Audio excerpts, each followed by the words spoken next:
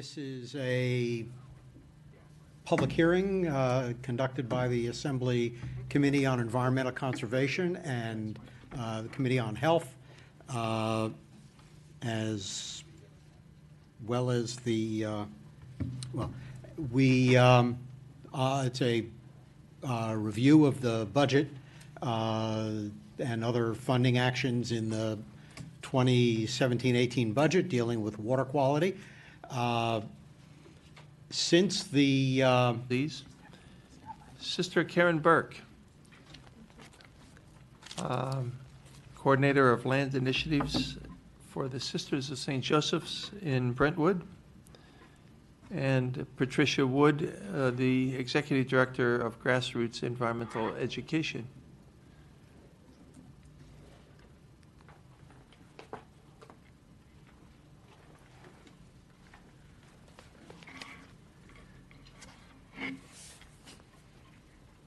Who wants to go first? You want to start at one end of the table? I'd be glad to start. Sister Karen, welcome. Thank you. It's wonderful to see you. Yeah, it's a pleasure to be here, and thank you for this opportunity. Some might be wondering why I'm here as a Sister of St. Joseph. I have been a Catholic nun, a Sister of St. Joseph, for more than 35 years, and we have more than 400 Sisters of St. Joseph living on Long Island.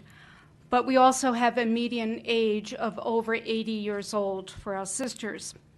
So we look toward what will be our legacy at this time in our history as Sisters of St. Joseph. And at the same time that we are experiencing change in our membership and our financial resources, many religious congregations have come to feel a growing responsibility to initiate a new relationship with their lands.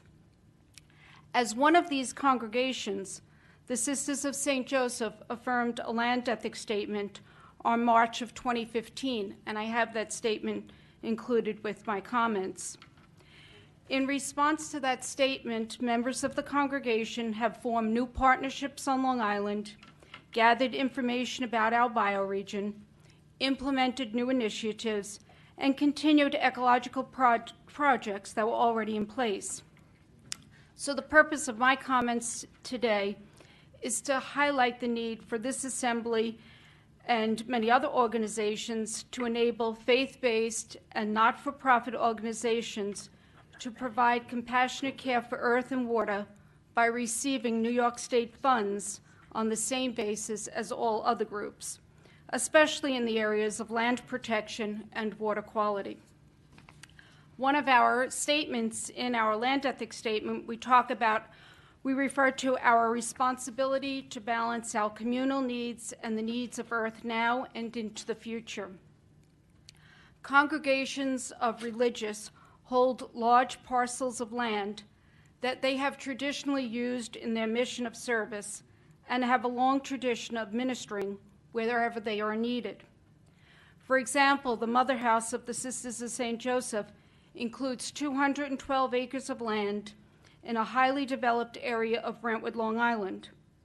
But this particular property contains 45 acres of pristine woodlands, expansive open green space, and 27 acres of preserved farmland that was acquired by the sisters more than 100 years ago within this bioregion. As we look to the future, we are actively managing our 212-acre facility located in Brentwood in a sustainable manner. As a congregation, we have always responded to the needs of the community and worked to do whatever was necessary to meet those needs. We have given ourselves and our resources to the challenge. At this time of planetary degradation and aware of the needs of the Long Island bioregion, we plan to continue to respond by keeping the land in our trust as a sacred place of respect and healing for Earth and the community. We have initiated organic farming on parcels of our land to support agriculture in the western part of the county. Our land was farmed when our sisters first came to Brentwood in the early 1900s, and we are fortunate now to have space that we can allow other people to farm and have farming opportunities.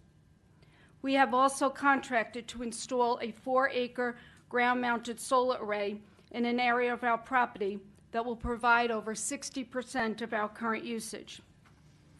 But most important to this meeting today, like most of our neighbors, we have a septic system that relies on septic tanks that increase the levels of nitrogen in the environment.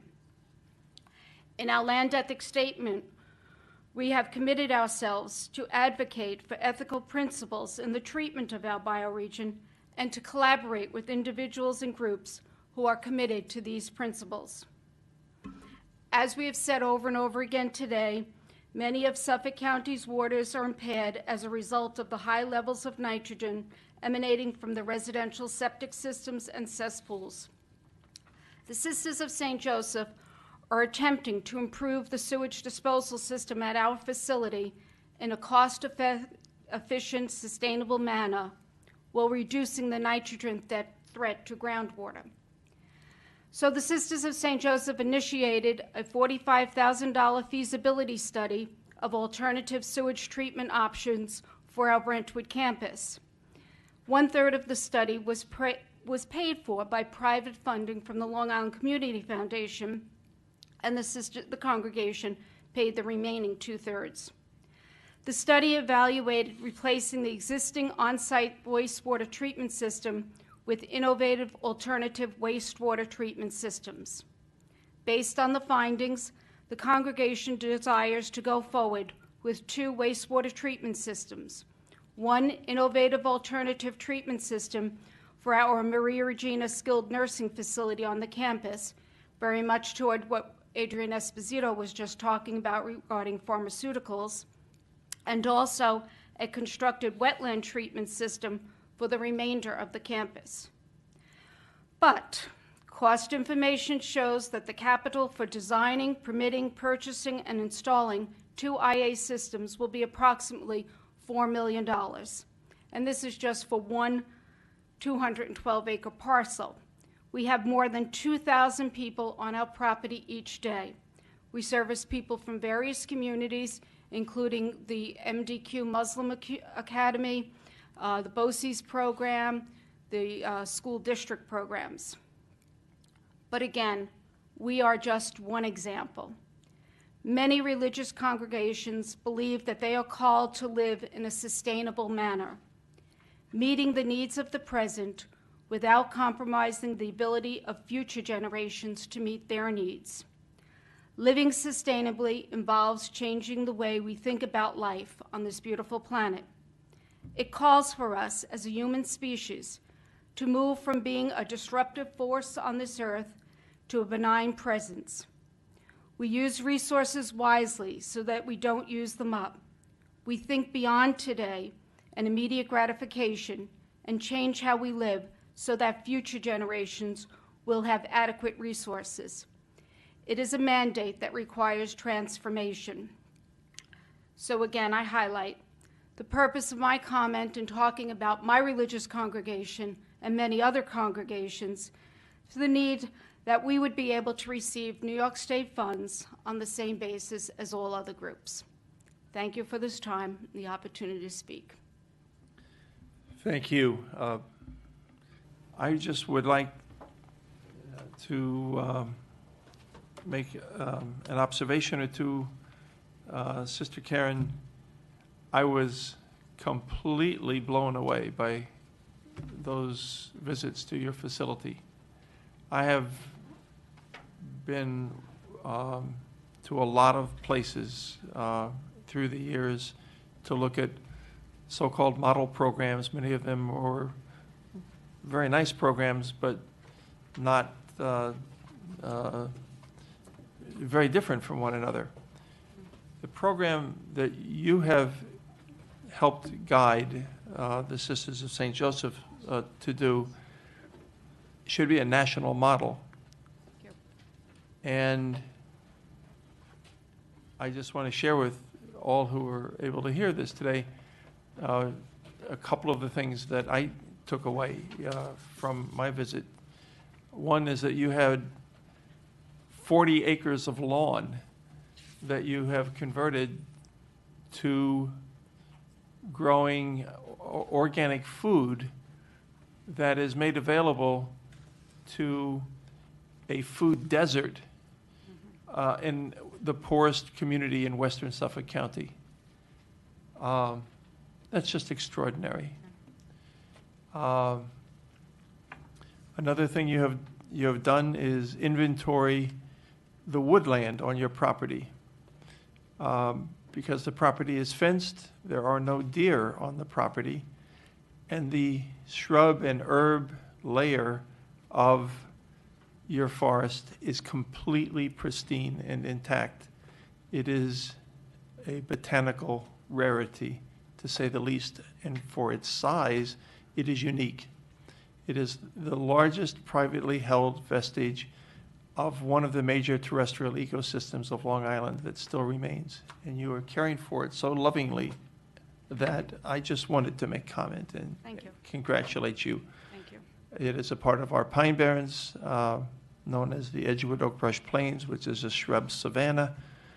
And it is an ecological museum piece that you have labored to both understand scientifically and to protect for the long term.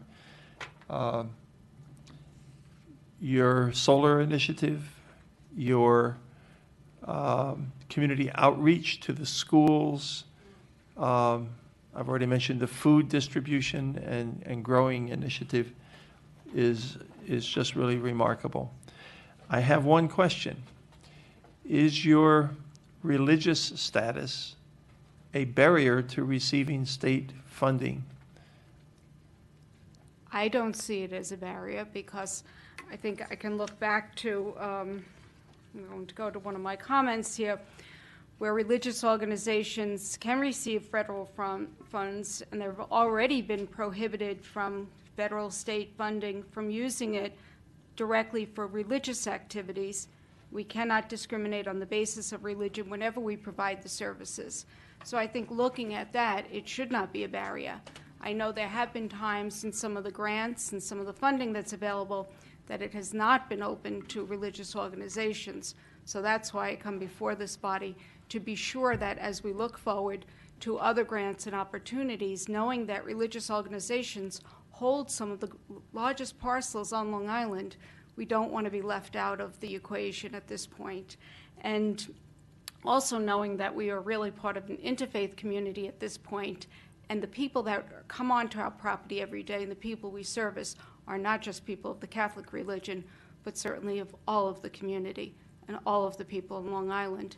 And we'd like to be a model as we move to the future, that we can be a model for other places to do it, not just religious organizations, and also that we can just model best practices and continue to be educators. Well, thank you for being so thoughtful, so empathetic of the needs of the community at large, not just your congregation, but all of the people in the Western Suffolk region. Again, I'm just very impressed. And I thank John Halsey, who, That's right. as the executive director of the Peconic Land Trust, thought enough of your program to make sure that he gathered me pulled me by the ear to go and see We're and very witness. grateful. And I am grateful as well. Thank you all. Thank you to all the testifiers. I want to say also thank you to the attending members of the Assembly, and especially Dick Gottfried for standing in for me when I was inadvertently parked on the Long Island Expressway, and for my colleague Ed Ra, who did better than I did with the traffic this morning. And must have left much earlier, but thank you, Ed, for being with us as well. And this concludes our hearing today. Thank you very much. Thank you. Thank you.